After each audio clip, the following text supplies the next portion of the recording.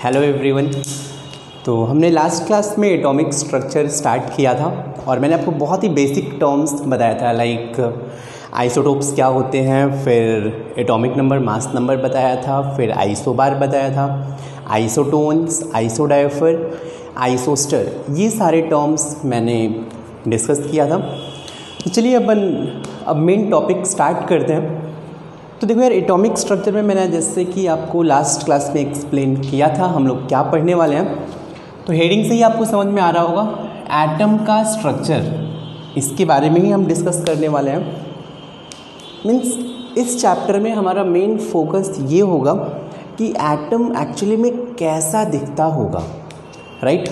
और ये जो भी हमें पता है कि एटम का कुछ शेप या स्ट्रक्चर कैसा होता है, वो हमने कैसे डिराइव किया है, तो ये हम स्टेप वाइज स्टेप डिस्कस करने वाले हैं इस चैप्टर में। तो चलिए अपन एकदम स्टार्टिंग से शुरू करते हैं। तो सबसे पहला जो मेन डिस्कवरी था, शायद आपने नाम सुना भी होगा, एक साइंटिस्ट थे, नेम था इनका जॉन डाल्टन।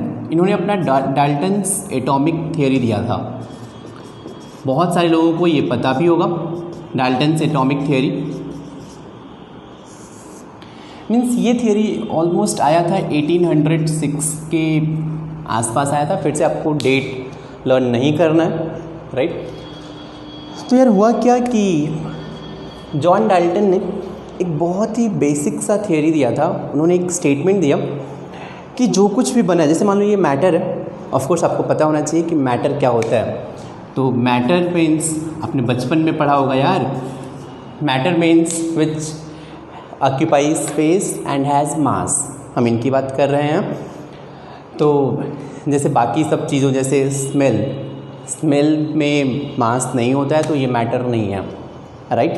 तो हम उन सब चीज़ों की बात नहीं कर रहे हैं, हम मैटर की बात कर रहे हैं। जैसे मान लीजिए कि ये पेन मैटर है बिकॉज इसका कुछ मास होगा और ये कुछ स्पेस भी ऑक्यूपाई कर रहा है।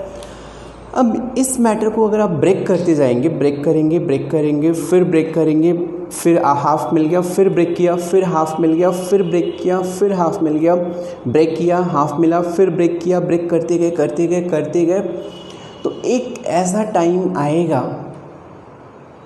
जिसे आप ब्रेक नहीं कर सकते हैं, राइट। मीन्स अगर कोई भी मैटर है, आप इसको ब्रेक करते जाओ, फिर इसको भी ब्रेक किया, फिर इसको ब्रेक किया, फिर ब्रेक किया, अब इस पार्ट को फिर से ब्रेक करो, इस पार्ट को फिर से ब्रेक करो, अब ब्रेक करते जाओ, तो एक ऐसा स्मॉल पार्टिकल आएगा जिसे आप ब्रेक कर ही नहीं सकते हो, राइट। अब कैसे भी किसी भी मेथड से ब्रेक नहीं कर सकते हो। तो इस पार्टिकल को, जिसको आप डिवाइड नहीं कर सकते हो, मीन्स ये इनडिविजिबल है, इस पार्टिकल को बोलते हैं एटम, राइट। फिर से बोल रहा हूँ, ये डाल्टन ने बताया था, ऐसा मैं नहीं बोल रहा हूँ। मीन्स डाल्टन ने ये बोला कि जो भी मैटर होता है ये टाइनी स्मॉल पार्टिकल से मिलके बना होता है, जिसे हम एटम बोलते हैं, और ये एटम इनडिविजिबल होता है। क्लियर है? ये हम बात कर रहे हैं 1806 के टाइम की। क्लियर है? तो इन्होंने ये स्टेटमेंट दिया और फिर सिंस डाल्टन उस टाइम पे बहुत बड़े साइंटिस्ट थे, लोगों ने मान लिया, राइट। लेकिन यार चलो हम यहीं पे डिस्कस कर लेते हैं। आपको पता है कि अगर ये एटम है, तो मान लीजिए हमें पता है कि एटम के अंदर न्यूक्लियस होता है, न्यूक्लियस में प्रोटॉन प्लस न्यूट्रॉन होता है और इसके बाहर इलेक्ट्रॉन रिवॉल्व करता है। तो यार एटम को डिवाइड कर सकते हो या नहीं? एटम को अगर डिवाइड करेंगे तो मुझे इलेक्ट्रॉन, प्रोटॉन, न्यूट्रॉन ये सब कुछ मिलेंगे। तो ये स्टेटमेंट अभी 2020 में ये इनकरेक्ट है, बिकॉज एटम को डिवाइड कर सकते हैं। क्लियर है क्या? लेकिन फिर से सिंस उस टाइम में पे इन्होंने स्टेटमेंट दिया, जस्ट हमें स्टडी करना है। तो चलिए आप एक काम करें, हेडिंग दें डाल्टन्स एटॉमिक थियोरी और इनका जस्ट स्टेटमेंट लिखें, एक लाइन। सब लोग नोटबुक निकालें और हेडिंग दीजिए डाल्टन्स एटॉमिक थियोरी, और जस्ट इसमें एक लाइन लिखें आप कि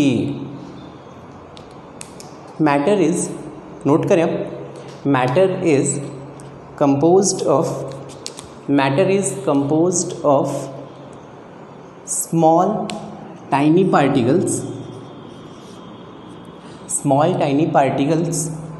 called atom, small tiny particle called atom, which is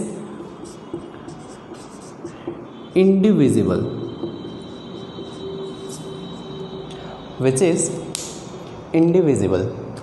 हो गया। अब इनका एक स्टेटमेंट और भी नोट कर सकते हैं। इन्होंने एक बहुत ही फेमस स्टेटमेंट है कि atom can neither be created nor be destroyed, तो ये भी स्टेटमेंट आप नोट कर सकते हैं। सेकेंड स्टेटमेंट में ही atom can neither be created nor be destroyed, तो atom can neither be created nor be destroyed,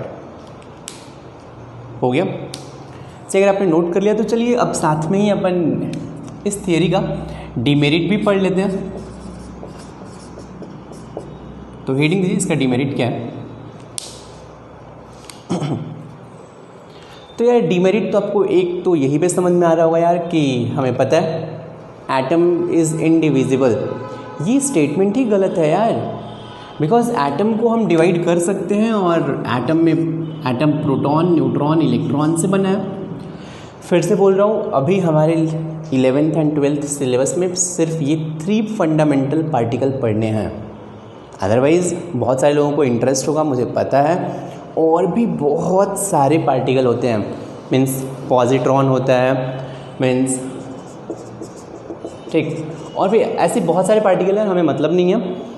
उसमें भी अगर मैं आपको और थोड़ा बताऊं तो जैसे प्रोटॉन भी है या न्यूट्रॉन है, इलेक्ट्रॉन है, तो अभी रिसर्च चल रहा है। प्रोटॉन भी कुछ पार्टिकल से मिलके बना है जिन्हें हम क्वार्क्स बोलते हैं। फिर से वो सब हमारे सिलेबस में नहीं है। मीन्स 11th 12th जेई में, नीट में, मीन्स हमारे लिए सिर्फ यही मानना है कि एटम में 3 फंडामेंटल पार्टिकल है, proton, neutron and electron.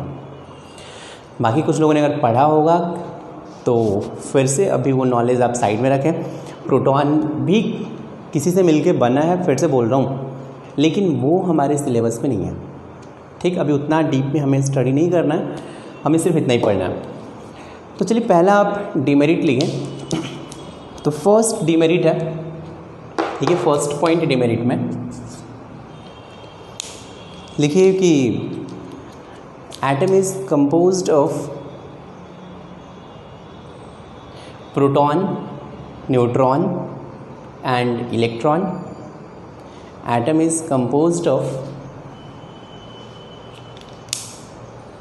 proton, neutron and electron. and एक और डिमेरिट लिखें आप, सेकेंड डिमेरिट।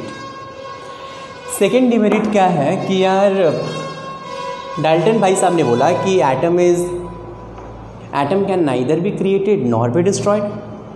क्लियर है, लेकिन आपने बचपन में पढ़ा होगा यार कि जो न्यूक्लियर रिएक्शन होते हैं, न्यूक्लियर रिएक्शन पता है क्या होता है? जैसे कि मान लो उसमें क्या होता है कि अगर आपने कोई भी यूरेनियम ले लिया, राइट, आपने देखो एटम बम जो होते हैं, एटम बम में इसी प्रिंसिपल पे वर्क करते हैं, न्यूक्लियर रिएक्शन होता है वहाँ पे। न्यूक्लियर रिएक्शन का मतलब होता है कि इस, मान लीजिए यूरेनियम का एटॉमिक नंबर 92 है, तो इसका न्यूक्लियस ही चेंज हो जाएगा। ध्यान से सुनना, न्यूक्लियर रिएक्शन मीन्स ऐसे रिएक्शन जिनमें न्यूक्लियस ही चेंज हो जाए। लेकिन जो हम पढ़े हैं अभी तक 9th 10th तक जो भी रिएक्शन पढ़े हैं वो सारे केमिकल रिएक्शन थे। तो केमिकल रिएक्शन क्या होता है और न्यूक्लियर रिएक्शन क्या होता है, डिफरेंस बहुत ही सिंपल सा है। केमिकल रिएक्शन में न्यूक्लियस में कोई चेंज नहीं होता है। फिर से, केमिकल रिएक्शन क्या होगा, जिसमें न्यूक्लियस में कोई चेंज नहीं होगा। जैसे मान लो कि अगर कार्बन है प्लस O2 है, मिलके CO2 बनाया, राइट, कार्बन के न्यूक्लियस में 6 प्रोटॉन 6 न्यूट्रॉन होंगे, ऑक्सीजन के न्यूक्लियस में 8 प्रोटॉन 8 न्यूट्रॉन है। क्लियर है? तो जब इनमें रिएक्शन होगा CO2 बनेगा, तो CO2 में भी कार्बन रहेगा, ऑक्सीजन रहेंगे। तो अभी भी कार्बन के न्यूक्लियस में 6 प्रोटॉन 6 न्यूट्रॉन रहेंगे, ऑक्सीजन के भी न्यूक्लियस में 8 प्रोटॉन 8 न्यूट्रॉन रहेंगे। मीन्स केमिकल रिएक्शन में जो भी रिएक्शन होता है वो बाहर के इलेक्ट्रॉन में चेंज होता है। मीन्स इलेक्ट्रॉन का ट्रांसफ़र होता है या फिर इलेक्ट्रॉन का शेयरिंग होता है, वो हम पढ़ेंगे बाद में रिएक्शन कैसे होते हैं। लेकिन फिर भी केमिकल रिएक्शन में जस्ट न्यूक्लियस के बाहर चेंज होगा तो केमिकल रिएक्शन। लेकिन न्यूक्लियर रिएक्शन में क्या होता है, जैसे मान लीजिए यहाँ पे न्यूक्लियस था, न्यूक्लियस के अंदर प्रोटॉन और न्यूट्रॉन थे। अब क्या हो जाएगा कि यहाँ से प्रोटॉन ही बाहर निकल के किसी और एटम में चला गया। तो अगर प्रोटॉन यहाँ से बाहर गया मीन्स न्यूक्लियस में प्रोटॉन का नंबर डिक्रीज़ हो जाएगा। मीन्स यहाँ पे क्या हुआ, न्यूक्लियस में चेंज हो गया। क्लियर है? जैसे मान लीजिए कि यहाँ पे यूरेनियम 92 लिखने का मतलब क्या है, इसका एटॉमिक नंबर कितना है, तो इसका एटॉमिक नंबर होगा 92। मीन्स इसमें 92 प्रोटॉन होंगे। क्लियर है? लेकिन मान लीजिए कुछ ऐसा रिएक्शन हुआ, अब फिर से रिएक्शन कैसे होंगे ये भी हमें अभी इस लेवल पे स्टडी नहीं करना है, बाद में अपन डिस्कस करेंगे। यहाँ से 1 प्रोटॉन बाहर निकल गया, तो अगर 1 प्रोटॉन बाहर निकल गया तो अब जो भी एलिमेंट होगा उसका तो एटॉमिक नंबर 91 हो जाएगा। नहीं चमका? फिर से बता रहा हूँ, मान लीजिए एलिमेंट है, इसका एटॉमिक नंबर 92 है। 92 मीन्स इसके न्यूक्लियस में 92 प्रोटॉन है, राइट। अब मान लो कोई रिएक्शन हुआ और रिएक्शन में 1 प्रोटॉन बाहर निकल गया, मीन्स न्यूक्लियस में चेंज हो गया। तो अब जो एलिमेंट होगा उसका तो एटॉमिक नंबर 91 हो गया। जैसे ही एटॉमिक नंबर 91 होगा मीन्स ये एलिमेंट चेंज हो गया। अगर एटॉमिक नंबर चेंज होगा तो फिर एलिमेंट चेंज होगा। फिर से एटॉमिक नंबर चेंज होगा तो एलिमेंट चेंज होगा। एटॉमिक नंबर सेम होगा, एलिमेंट सेम होगा। ये पॉइंट याद होना चाहिए। एटॉमिक नंबर चेंज होगा, एलिमेंट चेंज होगा। एटॉमिक नंबर सेम होगा तो एलिमेंट क्या होगा, सेम होगा। तो यहाँ पे एटॉमिक नंबर चेंज हुआ मीन्स एलिमेंट चेंज हो गया। मीन्स यहाँ पे तो यार न्यू एटम क्रिएट हो गया। और ये जो यूरेनियम था ये तो अब है ही नहीं, मीन्स यहाँ पे एटम डिस्ट्रॉय हो गया, यहाँ पे न्यू एटम क्रिएट हो गया। तो फिर से न्यूक्लियर रिएक्शन में atom can neither be created nor be destroyed, ये स्टेटमेंट फेल हो जाता है। तो चलिए डिमेरिट में ही सेकेंड पॉइंट फिर से आप नोट कर लें। सेकेंड डिमेरिट लिखें कि in nuclear reaction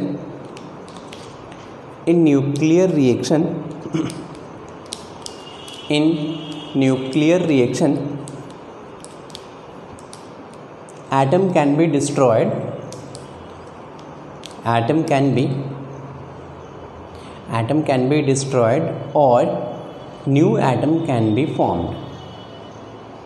Atom can be destroyed or new atom can be formed.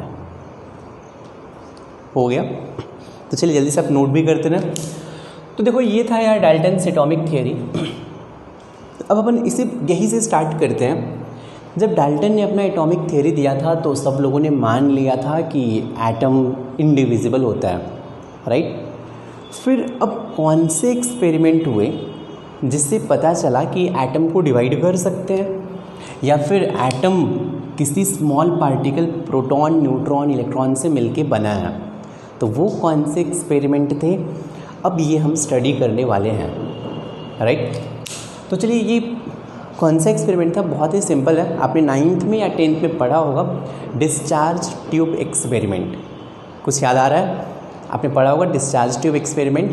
चलिए अपन वही स्टडी करते हैं।